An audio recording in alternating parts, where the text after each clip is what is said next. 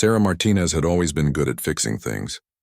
Growing up in a small Texas town, she could repair anything from broken bicycles to her grandmother's old radio. When she turned 18, the local hospital hired her as a maintenance worker. She loved the job, but deep down she wanted to help people in a different way. The explosion happened on a Tuesday morning in March. Sarah was walking to her car after her night shift when she heard the sound that would change her life forever. A massive truck had lost control on the highway and crashed into a gas station just 2 blocks from the hospital. The blast was so powerful that windows shattered for miles around. Without thinking, Sarah ran toward the smoke and flames. Her heart pounded as she saw people scattered everywhere, some crying, others lying motionless on the ground. The local fire department was still minutes away, and the few police officers on scene were overwhelmed. Sarah found herself kneeling beside a young mother who was bleeding heavily from her leg. The woman's eyes were wide with terror as she called out for her daughter. Sarah pressed her hands against the wound, trying to remember everything she had learned from watching the doctors and nurses at the hospital. More people needed help. An elderly man was trapped under a piece of metal, gasping for air. A teenager sat against a wall holding his broken arm and rocking back and forth. Sarah felt helpless. She knew basic first aid, but this was beyond anything she had ever experienced. As she moved from person to person, doing what little she could, Sarah noticed a man in civilian clothes working calmly among the chaos. He was tall, with short brown hair and steady hands. While everyone else seemed panicked, he moved with purpose and confidence.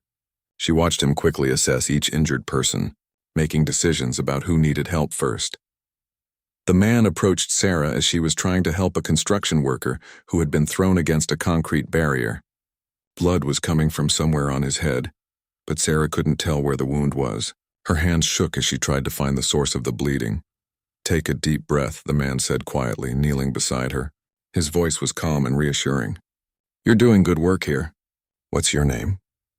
"Sarah," she managed to say, still pressing a torn piece of cloth against the injured man's head. "I'm Michael," he replied, gently taking over the care of the wounded worker. "You've got steady hands and good instincts. Have you ever been trained for combat medicine?" Sarah looked at him with confusion. "Combat medicine? No, I just work maintenance at the hospital.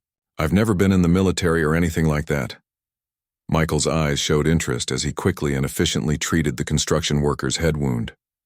"The way you prioritize these patients, the way you stayed calm under pressure, it's not something most people can do naturally. Where did you learn to assess injuries like this?" "I don't know," Sarah admitted. "I just watch the doctors and nurses at work sometimes. When I see someone hurt, I try to think about what they would do."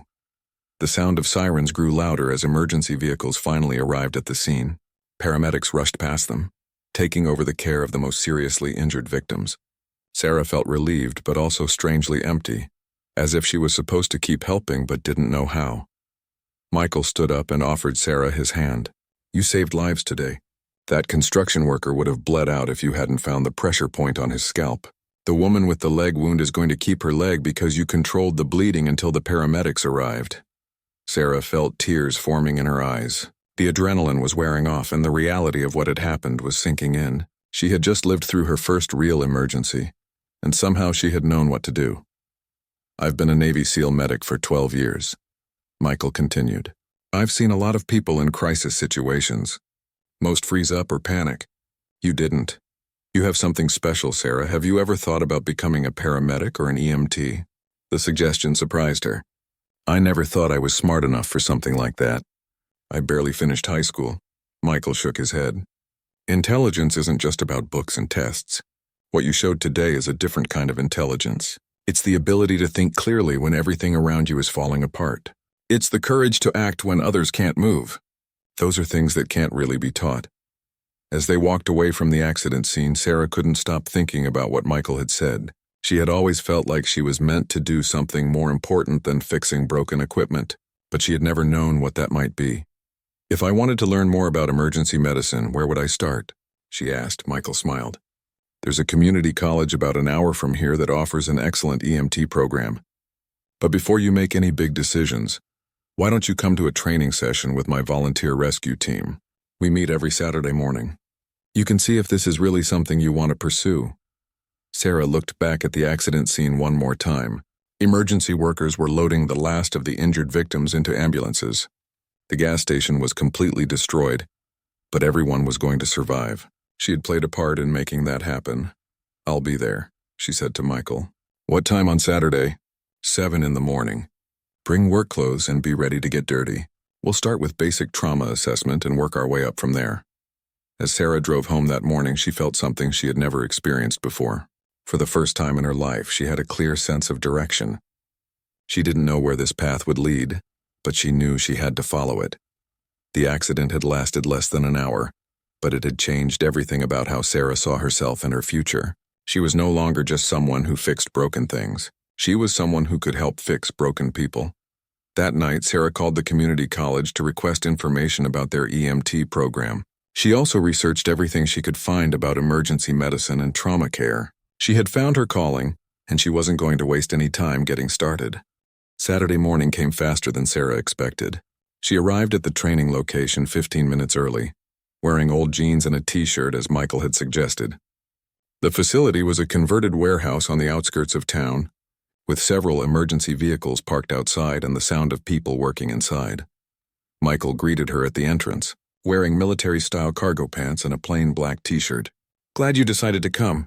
Ready to see what real emergency training looks like?" Inside the warehouse, Sarah was amazed by what she saw. There were mock accident scenes set up throughout the space, complete with mannequins that looked incredibly realistic. Some appeared to have broken bones.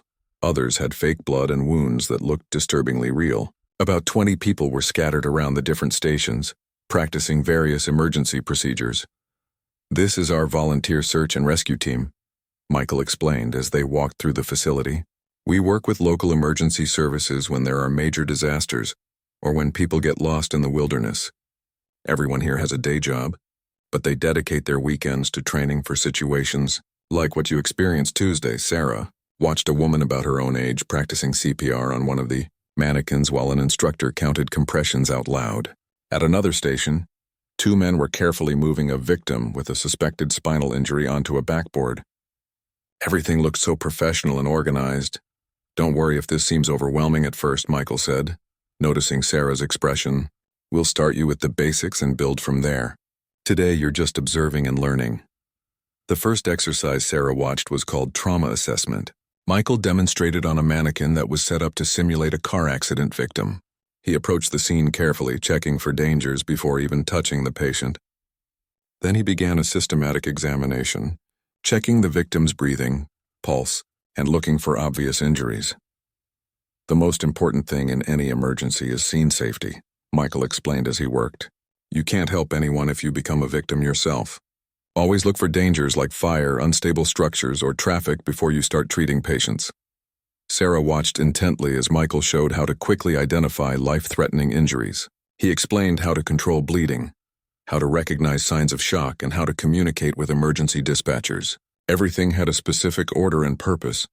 "Why do you check the pulse at the wrist instead of the neck?" Sarah asked. "Good question," Michael replied. "In trauma situations, we avoid the neck area unless absolutely necessary because there might be spinal injuries. The radial pulse at the wrist tells us what we need to know about circulation without risking further damage." After the demonstration, Michael paired Sarah with experienced team members for hands-on practice. Her first partner was Lisa, a nurse who had been volunteering with the team for 3 years. "Michael told us about what you did at the gas station explosion," Lisa said as they approached a practice station. "That was really impressive for someone with no formal training. Let's see how you do with some structure behind your instincts." The practice scenario involved a hiker who had fallen from a cliff and had multiple injuries. Sarah was nervous at first, but Lisa guided her through the assessment process step by step. Sarah found herself remembering details from Tuesday's accident and applying them to this new situation. "You're checking for airway obstruction first, good," Lisa encouraged. "Now what would you look for next?" Sarah thought about the construction worker from the explosion. "Breathing. I need to see if his chest is moving normally and listen for any unusual sounds." As the training continued, Sarah began to understand why Michael had asked about combat medicine training. The systematic approach, the way everything was prioritized by importance, the calm decision-making under pressure, it all reminded her of what she had witnessed Michael doing during the real emergency. During a break, Sarah asked Michael about his military background. How did you end up becoming a SEAL medic? Michael sat down on a bench and took a drink of water. I enlisted in the Navy right after high school. I wasn't sure what I wanted to do, but I knew I wanted to serve my country. During basic training, they discovered I had an aptitude for emergency medicine. The Navy sent me to corpsman school, and later I qualified for SEAL training. Was it difficult? The medical training or the SEAL training? Michael smiled. Both were challenging, but in different ways. Learning emergency medicine is about mastering knowledge and skills. SEAL training is about pushing your body and mind beyond what you think is possible. But the combination of both made me better at each one. Sarah found this fascinating. How so? In combat medicine, you have to make life or death decisions quickly, often with limited resources and under extreme stress. SEAL training teaches you to think clearly when your body is exhausted and your mind is overwhelmed. When you combine those skills, you can save lives in situations where others might give up. The afternoon session focused on wilderness medicine scenarios. The team practiced treating injuries that might occur during hiking, camping, or outdoor activities, where professional medical help could be hours away. Sarah learned about improvising medical supplies from everyday items and how to stabilize patients for long-distance transport. One scenario particularly challenged her.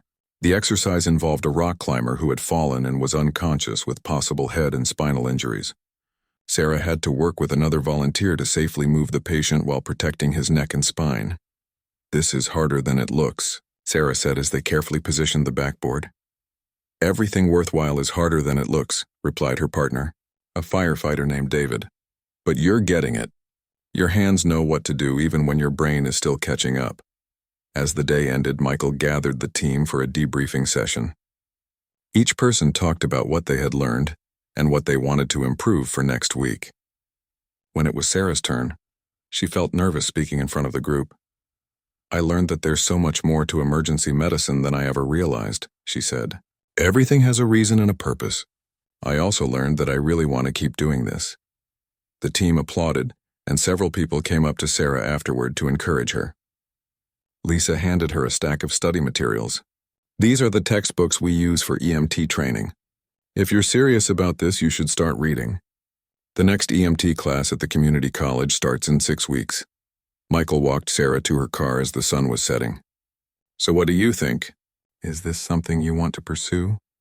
Sarah looked back at the warehouse where team members were cleaning equipment and preparing for the next training session. "I've never been more sure of anything in my life. I want to become an EMT and eventually maybe even a paramedic, but I also want to keep training with this team." "You'll always have a place here," Michael assured her. "This team needs people like you, people who can stay calm under pressure and who genuinely care about helping others. Plus, the experience you'll get here will make you a much better EMT." As Sarah drove home, she felt a sense of excitement she had never experienced before. For the first time, she could envision a future that truly excited her. She wasn't just going to have a job, she was going to have a career that mattered, work that could make a real difference in people's lives. That night, Sarah opened the first textbook Lisa had given her and began reading about human anatomy and emergency medical procedures. The gas station explosion had started her journey, but she knew this was just the beginning. 3 months into her EMT training, Sarah felt like she was living in 2 different worlds. During the week, she attended classes at the community college, studying anatomy, pharmacology, and emergency procedures. On weekends, she trained with Michael's rescue team, applying what she learned in increasingly realistic scenarios. The coursework was more challenging than anything Sarah had ever attempted. She struggled with medical terminology and had to study twice as hard as her classmates who came from healthcare backgrounds. But every time she felt overwhelmed, she remembered the construction worker from the gas station explosion and the look of relief in his eyes when she had helped control his bleeding. Her instructor, Professor Chen, was a former paramedic who had seen too many students quit when the material became difficult. After class one day, he asked Sarah to stay behind. "Your test scores are improving, but I can see you're struggling with some of the academic aspects," he said. "However, I've been watching you during our practical sessions, and you have something that can't be taught. When we practice scenarios, you react like someone with years of experience." Sarah felt a mix of pride and worry. "I'm trying my best with the bookwork. I know I need to understand the theory behind everything." "You do. Professor Chen agreed. But don't lose confidence in your natural abilities while you're learning the science. Some of the best EMTs I've worked with weren't the strongest students academically, but they had the instincts and the heart for this work. You clearly have both. The validation meant everything to Sarah. She had been questioning whether she was smart enough for this career, especially when she saw classmates who seemed to memorize complex medical information effortlessly. That Saturday at rescue team training, Michael introduced a new type of exercise. Instead of individual scenarios, the team would respond to a mass casualty incident simulation involving a bus accident with multiple victims of varying injury severity. In real disasters, you don't get to treat one patient at a time, Michael explained to the group. You have to quickly assess everyone, prioritize who needs help first, and coordinate with other responders. This is called triage, and it's one of the most difficult skills in emergency medicine. Sarah was assigned to work with Lisa and 2 other team members. When the exercise began, they found themselves facing 12 victims scattered around an overturned bus mock-up. Some were obviously seriously injured, others were walking around in apparent shock, and a few weren't moving at all. "Remember your triage colors," Lisa said as they approached the scene. "Red for immediate life-threatening injuries, yellow for urgent but stable, green for walking wounded, and black for deceased or beyond help." Sarah felt overwhelmed looking at so many patients at once. In her EMT classes, they had practiced triage on paper, but seeing it played out with realistic mannequins and volunteer actors was completely different. "Take a deep breath," Michael called out as he observed from the sidelines. "Trust your training and your instincts." Sarah began moving through the victims systematically. She found herself naturally gravitating toward the most seriously injured first, quickly assessing breathing and circulation before moving on. Her hands moved with growing confidence as she applied triage tags and called out findings to her team members. One of the volunteer actors was particularly convincing, crying and asking repeatedly about her daughter, who was supposedly on the bus. Sarah had to fight the urge to spend too much time comforting the woman when there were others with more serious injuries who needed immediate attention. "Good prioritization," Lisa whispered as they worked. "It's hard to move on when someone is in emotional distress, but in a real mass casualty event, you have to focus on who you can save." The exercise lasted 45 minutes, and by the end Sarah was exhausted but exhilarated. Her team had successfully triaged all 12 victims and had coordinated the mock treatment and transport of the most critical cases. During the debriefing, Michael asked each team member to evaluate their performance. When it was Sarah's turn, she was honest about her struggles. "I felt overwhelmed at first, and I almost spent too much time with the emotional victim instead of focusing on medical priorities," she said. "But once I started moving and assessing, it felt more natural. I think I made good decisions about who needed help first." "You did better than good," said David, the firefighter who had worked alongside her. "You identified the 2 most critical patients within the first 3 minutes and got them proper care immediately. In a real situation, you probably saved 2 lives." Michael nodded in agreement. "Sarah, I want you to consider something. There's an advanced wilderness medicine course offered by the National Association for Search and Rescue next month. It's usually for people with more experience, but I think you're ready for it. The training would give you skills that go way beyond basic EMT level." Sarah was intrigued but nervous. "Would I be qualified? I haven't even finished my EMT certification yet." "The course is designed for people who might have to provide medical care in remote locations where advanced help isn't available," Michael explained. "It covers things like improvised medical procedures, extended patient care, and working with limited resources. Your natural problem-solving abilities would be perfect for it." Lisa encouraged her to consider it. "That course would teach you things that most EMTs never learn. Plus, it would look great on your resume when you start applying for jobs." That evening, Sarah researched the wilderness medicine course online. The curriculum was intimidating.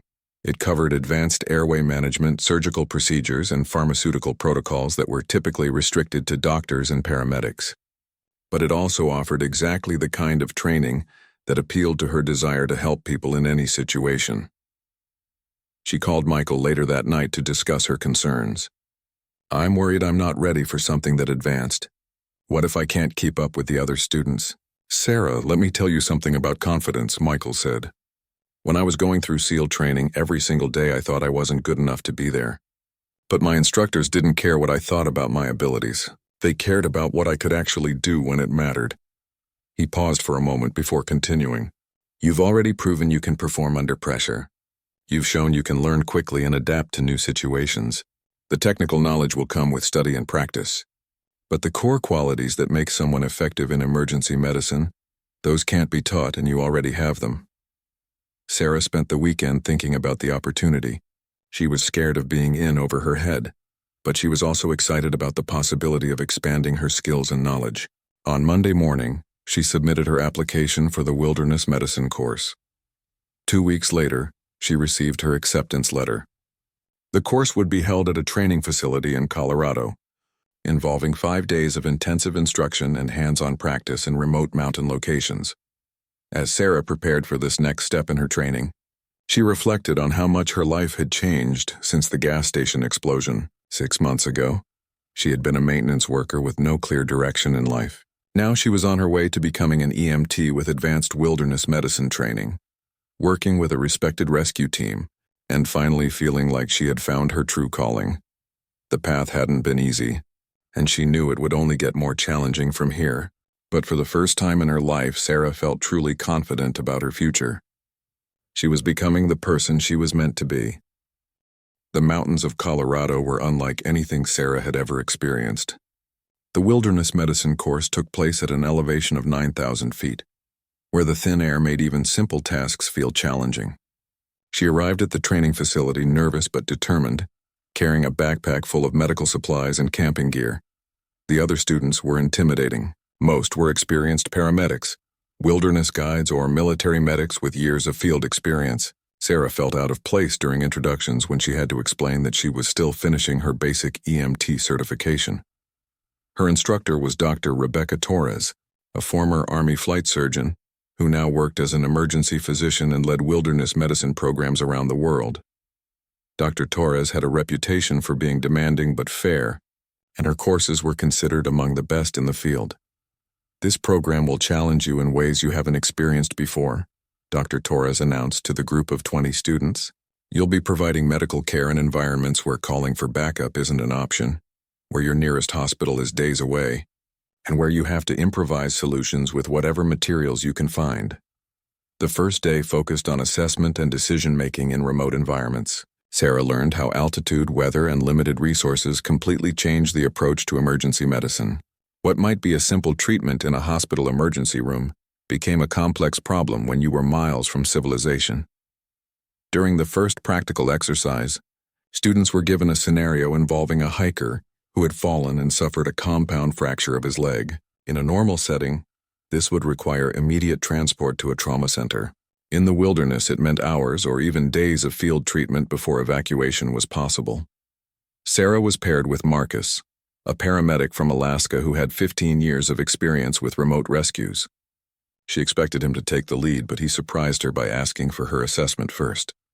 I can see bone protruding from the wound, and there's significant bleeding, Sarah said, examining the simulated injury on their volunteer patient.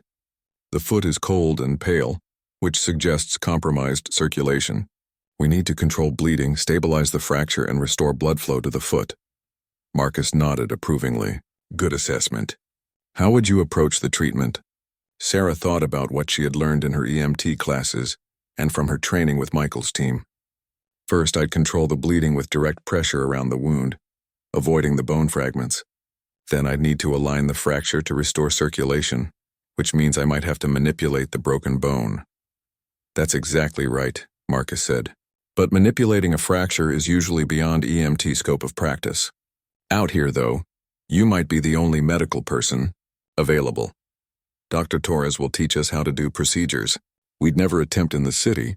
The next 3 days were the most intense educational experience of Sarah's life. Dr. Torres taught the group how to perform emergency procedures typically reserved for physicians, inserting chest tubes to treat collapsed lungs, reducing dislocated joints, and even performing emergency surgery to control internal bleeding. Each lesson was followed by hands-on practice using realistic simulation models. Sarah found herself suturing wounds, splinting complex fractures, and making critical decisions about patient care under time pressure.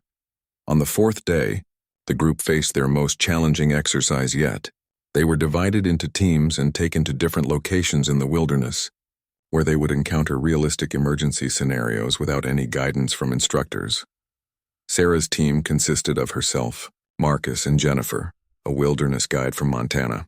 They were dropped off at a remote canyon location and told they would encounter an injured climber somewhere along the trail. After hiking for 2 hours, they heard calls for help from below a cliff face. They found a volunteer acting as an injured rock climber who had fallen 30 feet and was trapped on a narrow ledge. The victim was conscious but reported severe pain in his back and inability to feel his legs. Potential spinal injury, Marcus said immediately. We need to get him off that ledge and properly immobilized, but the rescue is going to be complicated. Sarah looked at the situation and felt the familiar calm focus that came over her during emergencies. The ledge was barely wide enough for the patient, with a 60-foot drop below. Normal spinal immobilization techniques wouldn't work in this location. We'll need to improvise a harness system to safely move him, she said. But first, someone needs to get down there and assess his condition properly. Jennifer, who was an experienced climber, volunteered to rappel down to the patient. Sarah organized the medical supplies they would need and planned the treatment sequence while Marcus set up the rope system for evacuation. Once Jennifer reached the patient, Sarah coached her through a systematic assessment via radio. Check his pupils for signs of head injury. Test sensation in his arms and legs. Feel for any obvious deformities in his spine. The assessment revealed no head injury and some sensation in the patient's legs, which was encouraging. But any movement could potentially cause permanent paralysis if there was spinal damage. This is the kind of situation where you have to balance risks, Marcus explained to Sarah. Leaving him on that ledge could be more dangerous than carefully moving him, even with a possible spinal injury. Working together, the team developed a plan to package the patient in an improvised spinal immobilization device and raise him to safety. Sarah found herself taking the lead in coordinating the medical aspects of the rescue, while Marcus and Jennifer handled the technical rope work. The exercise took 4 hours to complete.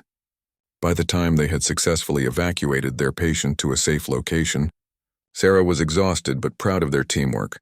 Dr. Torres appeared as they finished, having observed the entire exercise from a hidden position. Excellent work, all of you, she said. Sarah, I'm particularly impressed with your leadership and decision-making. You coordinated a complex medical rescue with minimal resources and no supervision. That evening, around the campfire, Dr. Torres announced the final exercise. Each student would face an individual scenario designed to test everything they had learned during the course. Sarah, Dr. Torres said, your scenario will involve a patient with multiple trauma in a location where evacuation is impossible for at least 12 hours. You'll need to provide definitive care using only what you can carry in your pack. Sarah felt nervous but also excited. This was her chance to prove that she belonged in this advanced program, despite her limited formal experience. The final day would test not just her medical knowledge, but her confidence in her own abilities. Everything she had learned since that day at the gas station explosion had led to this moment. As she prepared her medical kit for the final exercise, Sarah thought about how much she had grown. 6 months ago, she would never have imagined herself performing emergency surgery or coordinating complex wilderness rescues, but each challenge had built her confidence and skills. Michael had been right when he asked if she had ever been trained for combat medicine. She hadn't been trained for it initially, but she was discovering that she had the natural abilities and determination to excel in the most demanding emergency medical situations.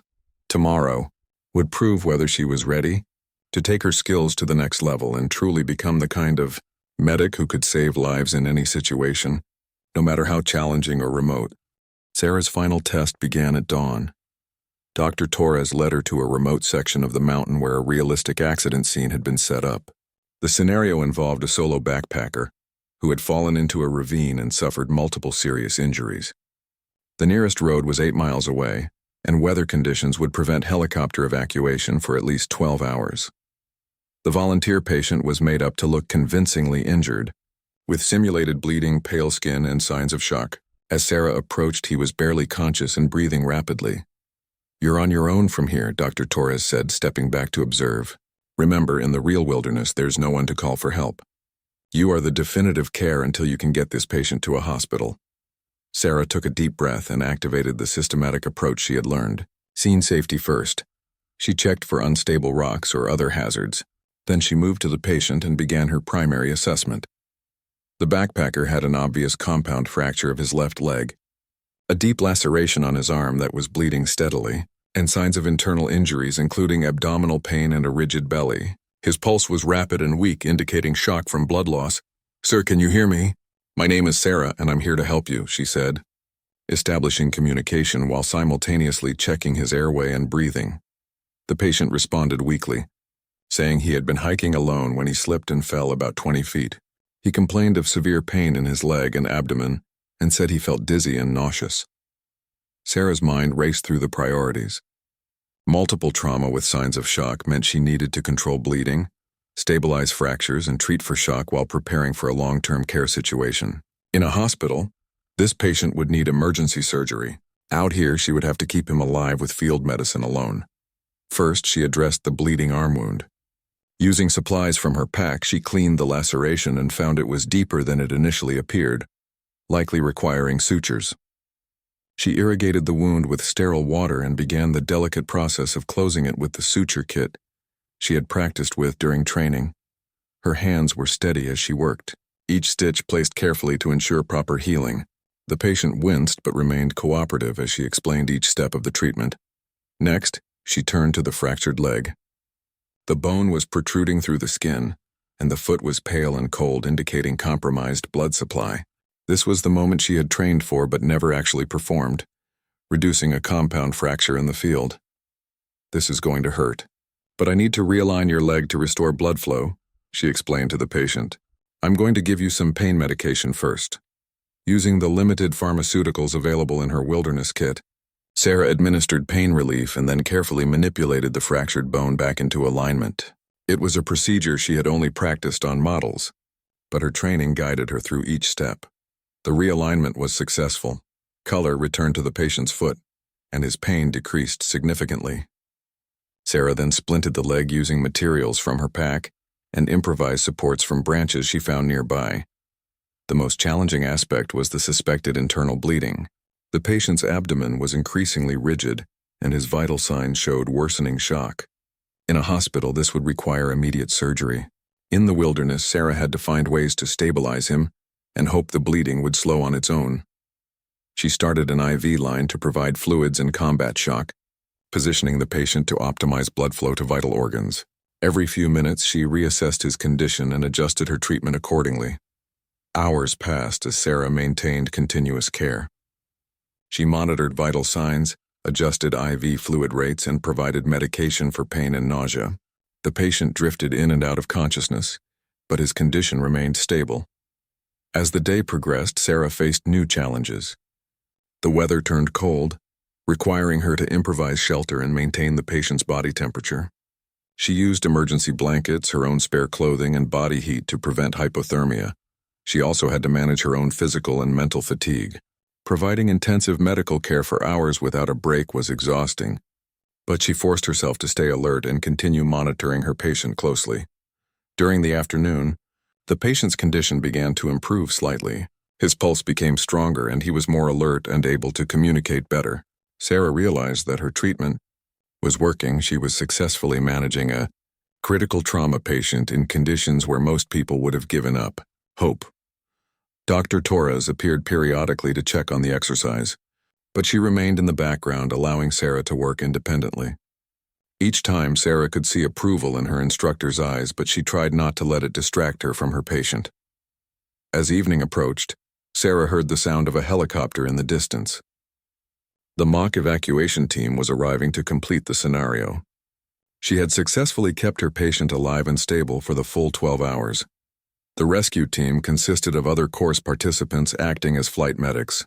Sarah had to provide them with a complete report of the patient's injuries, all the treatments she had provided, and her assessment of his current condition. Patient is a 28-year-old male who fell approximately 20 feet 6 hours ago, she reported professionally. Injuries include a compound fracture of the left tibia, which I reduced and splinted, a deep laceration of the left forearm which I sutured, and suspected internal abdominal bleeding, which appears to have stabilized with fluid resuscitation and positioning.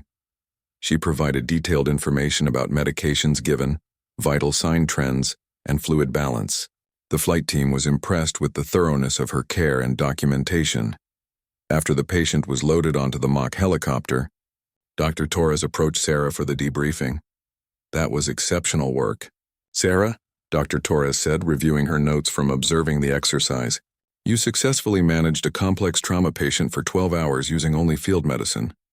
Your fracture reduction was textbook perfect, your suturing was professional quality, and your management of shock probably saved his life." Sarah felt a wave of pride and relief. "Thank you. There were moments when I wasn't sure I was making the right decisions, especially with the internal bleeding.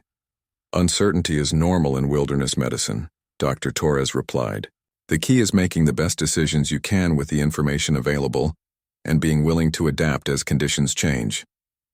You demonstrated excellent clinical judgment throughout the scenario."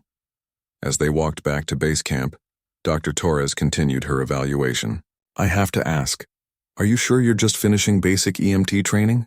Your skills and decision-making are at a level I typically see from paramedics with years of experience." Sarah explained her background with Michael's rescue team and the intensive training she had been receiving. "I've been fortunate to work with people who pushed me to learn beyond the basic curriculum." "It shows," Dr. Torres said. "I'm going to make you an offer. I run advanced medical training programs for military and civilian rescue teams around the world. I'd like you to consider becoming an instructor candidate. It would involve additional training, but you have the natural ability and teaching instincts for it." The offer was overwhelming. Sarah had started this journey just 8 months ago as a hospital maintenance worker. Now she was being invited to become an instructor in advanced wilderness medicine. That evening, the course concluded with a graduation ceremony. Each student received their wilderness medicine certification, but Dr. Torres made a special announcement about Sarah's performance. "This student completed the most challenging final exercise I've administered in 5 years," she told the group. "She demonstrated that experience isn't always measured in years. Sometimes it's measured in natural ability, dedication, and the willingness to rise to any challenge." The other students, including Marcus and Jennifer, congratulated Sarah enthusiastically. Several exchanged contact information and invited her to participate in rescue operations in their home states. On the flight back to Texas, Sarah reflected on how much her life had transformed. She had gone from questioning whether she was smart enough for emergency medicine to being offered an instructor position in one of the most advanced programs in the field. When she arrived home, she found a message from Michael asking her to meet him at the rescue team facility. She drove there directly from the airport, still wearing her hiking clothes and carrying her mountain gear. "How did it go?" Michael asked as soon as she walked in. Sarah smiled. "Better than I ever imagined. I passed the course and Dr. Torres offered me an instructor position." Michael's face lit up with pride. "I knew you were ready for advanced training, but even I didn't expect you to excel at that level so quickly. Tell me about the final exercise." As Sarah described the 12-hour trauma scenario, Michael listened with the attention of someone who understood exactly how challenging the test had been. When she finished, he was quiet for a moment. "You know, when I first saw you at that gas station explosion, I recognized something special," he said. "But even I didn't realize how far you would go in such a short time. You've become the kind of medic that people in the most desperate situations pray they'll encounter." Sarah felt tears forming in her eyes. The journey from that chaotic morning at the gas station to this moment felt almost impossible to believe. "I have some news too," Michael continued. "Our team has been selected to provide medical support for a major disaster response exercise with FEMA next month. It's a multi-state simulation involving hundreds of responders. I'd like you to be our lead medic for the exercise." The opportunity was both exciting and terrifying. Leading medical operations for a major disaster simulation would put her skills to the ultimate test in front of experienced professionals from around the country. "Are you sure I'm ready for that level of responsibility?" Sarah asked. Michael smiled. "Sarah, 6 months ago you saved lives at a real disaster with no formal training at all. Now you have advanced wilderness medicine certification and months of intensive training. You're not just ready. You're exactly what this exercise needs." As Sarah drove home that night, she thought about the construction worker from the gas station explosion. She wondered if he knew that helping him had started a chain of events that would lead her to this point. What had begun as an instinctive response to someone in need had become a calling that was taking her to levels she had never dreamed possible. She was no longer the maintenance worker who had stumbled into an emergency situation. She was becoming a highly trained emergency medical professional, with skills that could save lives in the most challenging circumstances imaginable. The next phase of her journey was about to begin, and for the first time, Sarah felt completely confident that she was ready for whatever challenges lay ahead. The FEMA disaster exercise was unlike anything Sarah had ever experienced. The simulation involved a magnitude 7.2 earthquake scenario affecting 3 states, with hundreds of emergency responders from federal, state, and local agencies participating in a coordinated response. Sarah arrived at the command center feeling the weight of her new responsibility as lead medic for her team. The exercise location was a decommissioned military base that had been converted into a realistic disaster zone. Buildings were designed to simulate earthquake damage, complete with collapsed structures, trapped victims, and hazardous conditions. Professional actors played injured civilians, each with detailed injury profiles that would test every aspect of emergency medical response. Michael gathered their 12-person rescue team for a briefing before the exercise began. "This is the real deal in terms of complexity and scale," he explained. "We'll be working alongside FEMA urban search and rescue teams, military medical units, and emergency responders from across the region. Sarah will be coordinating all medical decisions for our team." Sarah felt nervous but focused as she reviewed the medical protocols and supply inventories. She had spent weeks preparing for this moment, studying mass casualty management, resource allocation, and interagency coordination procedures. The exercise began at 6 a.m. with simulated earthquake alarms and emergency broadcasts. Within minutes, Sarah's team was deployed to a collapsed office building where multiple victims were reportedly trapped. The scenario was designed to test their ability to provide medical care in unstable structures while coordinating with technical rescue specialists. The first victim they encountered was a volunteer, actor playing an office worker trapped under debris with a crushed pelvis and internal injuries. The location was precarious. The rescue required working in a partially collapsed space where additional collapse was possible. "We need to get him extricated and to definitive care quickly," Sarah told her team. "But we can't compromise rescuer safety.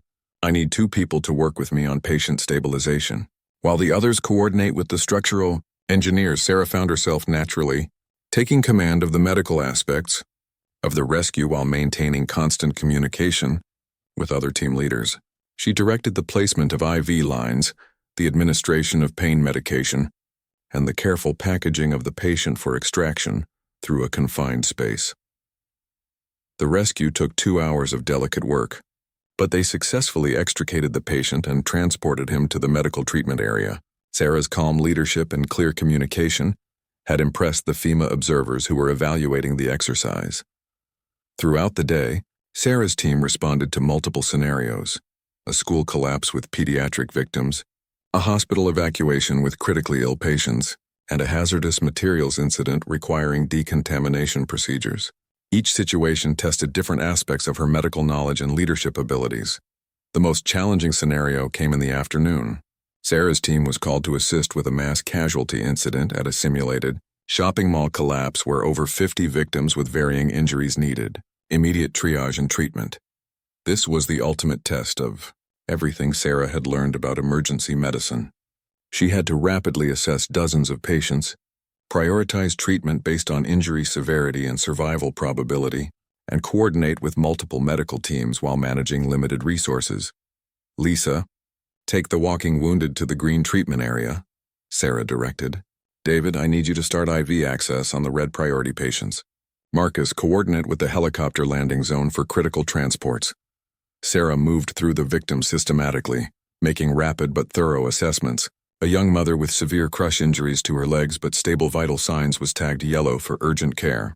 An elderly man in cardiac arrest with multiple trauma was unfortunately tagged black, as resources had to be directed toward those with better survival chances. Each decision was difficult, but Sarah's training had prepared her for the psychological challenge of triage. She focused on saving the maximum number of lives with the resources available, even when it meant making heartbreaking choices about individual patients. One victim particularly tested her skills, a teenage volunteer actor playing someone with a tension pneumothorax, a life-threatening condition where air trapped in the chest cavity compressed the lungs and heart. This required an emergency chest decompression procedure that Sarah had learned in wilderness medicine training, but had never performed on a live person. "I need to perform a needle thoracostomy," Sarah announced to her team preparing the equipment. "This patient will die without immediate intervention." With steady hands and clear focus, Sarah inserted a large bore needle between the patient's ribs to release the trapped air. The procedure was successful. The patient's breathing immediately improved, and his vital signs stabilized. Dr. Torres, who was observing the exercise as part of the evaluation team, witnessed the procedure. Later, she approached Sarah during a brief break between scenarios. "That chest decompression was performed perfectly," Dr. Torres said. "I've seen experienced paramedics hesitate to attempt that procedure. You did it without hesitation and with excellent technique." Sarah felt proud but remained focused on the ongoing exercise. "I remembered what you taught us about making quick decisions with limited information. The patient needed the procedure, and I was the only one there who could do it." As the day progressed, Sarah noticed that other team leaders were beginning to seek her input on medical decisions beyond her own team's responsibilities. Word had spread among the exercise participants that the young medic from Texas was demonstrating exceptional skills and judgment. The final scenario of the day involved a coordinated response to multiple, simultaneous incidents across the disaster zone. Sarah found herself appointed as the medical sector commander, responsible for coordinating medical operations for the entire exercise area. From the command post, she managed resource allocation, patient flow, and medical priorities for over 200 simulated casualties. She coordinated with hospital receiving facilities, managed air medical transport, and made strategic decisions about medical supply distribution. The complexity was overwhelming, but Sarah discovered that her natural problem-solving abilities and the systematic approach she had learned translated perfectly to large-scale emergency management. She could see the big picture while maintaining attention to critical details. When the exercise concluded that evening, the evaluation team conducted a comprehensive after-action review. Sarah was surprised when the FEMA regional coordinator specifically commended her performance. Ms. Martinez demonstrated exceptional medical leadership capabilities throughout this exercise, the coordinator announced to the assembled participants. Her decision-making under pressure, her technical skills, and her ability to coordinate complex medical operations were outstanding for someone at any level of experience. After the formal debriefing, Michael approached Sarah with obvious pride. "I've been doing this for 20 years, and I've never seen anyone progress as rapidly as you have. The way you commanded that mass casualty scenario today was something special." Sarah felt overwhelmed by the recognition but also deeply satisfied. She had proven to herself and others that she belonged at this level of emergency medicine. The scared maintenance worker who had stumbled into that gas station explosion 10 months ago felt like a different person entirely. Dr. Torres approached them as they prepared to leave. "Sarah, I have a proposition for you. The Department of Defense is looking for civilian medical instructors for a new combat medic training program. It's a chance to teach the next generation of military medics the advanced skills you've demonstrated. Are you interested?" The offer was beyond anything Sarah had ever imagined when she first started this journey. Teaching combat medics would put her at the pinnacle of emergency medical education, working with the most elite medical professionals in the military. "I'm definitely interested," Sarah replied. "But I want to keep working with Michael's rescue team and continue responding to real emergencies. I never want to lose touch with the field work that started all of this." "That's exactly the attitude we're looking for," Dr. Torres said. "The best instructors are those who continue practicing what they teach." As Sarah drove home that night, she thought about the incredible journey that had brought her to this point. It had started with a simple instinct to help people in need, and had grown into a calling that was taking her to the highest levels of emergency medicine. She was no longer just someone who could help in a crisis. She had become someone who could lead others in the most challenging emergency situations imaginable. The question Michael had asked at the gas station explosion about combat training had proven prophetic. She hadn't been trained for combat medicine initially, but she had discovered that she had the heart, mind, and hands of a true combat medic. Sarah Martinez had found her purpose, and she was just getting started.